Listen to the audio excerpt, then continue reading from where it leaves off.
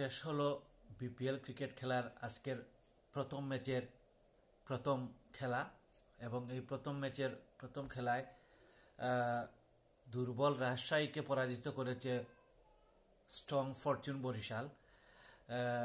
আজকে আপনারা জানেন, এর আগে আমি কয়েকটি ভিডিওতে বলেছিলাম যে আজকে প্রথম খেলায় আজকে দুর্বার রাজশাহী তারা প্রথমে ব্যাটিং করতে নেমে তারা নির্ধারিত 20 ওভারে 197 রানের একটা স্কোর সংগ্রহ করে, যেটা আসলে সচরাচর আমরা ক্রিকেটে আসলে টি-20তে আমরা বাংলাদেশের কাছে প্রত্যাশা করি।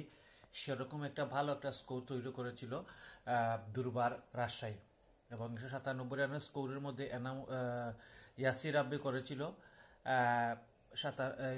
করেছিল 94 এবং এনামুল হক বিজয় 65 রান। জবাবে ব্যাটিং করতে নেমে ফরচুন বরিশাল আসলে প্রথমেই তারা ব্যাটিং বিপর্যয়ে পড়ে যায়। তাদের যে লর্ড শান্ত, যাকে বলা হয়, সে প্রথম বলেই আসলে আউট হয়ে গিয়েছে লর্ড শান্ত, যাকে আসলে নিলামে নেওয়ার পর তামিম ইকবাল আসলে খুশি হতে পারেননি। সেই লর্ড শান্ত এবং তামিম ইকবাল ওপেনিং করেন এবং লর্ড শান্ত প্রথম বলেই আউট। তারপরে আসলে তামিম ইকবাল আউট হয়ে গেছেন, আসলে তেমন কিছু করতে পারেননি।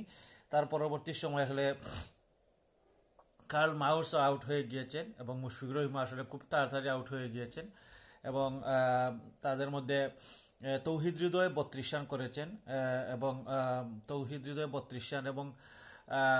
সবচেয়ে ইন্টারেস্টিং যে ম্যাচটা বের হয়েছে কোথা থেকে, সেটা হচ্ছে গিয়া শাহিন আফ্রিদি এবং মাহমুদুল্লাহ একটা পার্টনারশিপ। শাহিন আফ্রিদি আপনারা জানেন যে পাকিস্তানি বোলার, তিনি 17 বলে 27 রানের একটা ইনিংস খেলেছেন এবং শেষের দিকে এসে 21 বলে 54 রানের একটা ইনিংস খেলেছেন ফাহিম